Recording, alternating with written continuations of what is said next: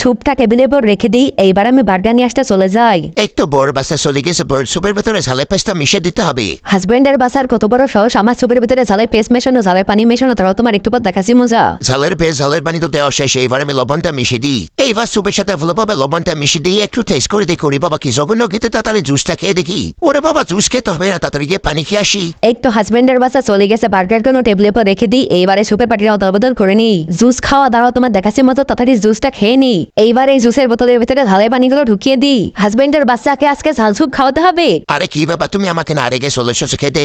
বউ মনে হয় বার্গার খাবে, যে করো বউকে স্যুপটা খাওয়াতে হবে। আরে বউ কি বাবা তুমি বার্গার বানিয়ে খাচ্ছ কেন? তাড়াতাড়ি তুমি স্যুপটা খেয়ে নাও। আচ্ছা ঠিক আছে, দাও দাও খেয়ে দেখি। ওরে বাবা কি গরম, স্যুপটা অনেক গরম, এখন আমি বার্গার খাবো, তাড়াতাড়ি বার্গারটা খেয়ে নিই। ওয়াও, বার্গারটা খেতে তো অনেক টেস্টি। তাহলে আমি আর বসে দেখে কি করবো? তাড়াতাড়ি আমি আমাকে বার্গার বানিয়ে খেয়ে দেখি। ওয়াও, বার্গারটা খেতে তো অনেক টেস্টি।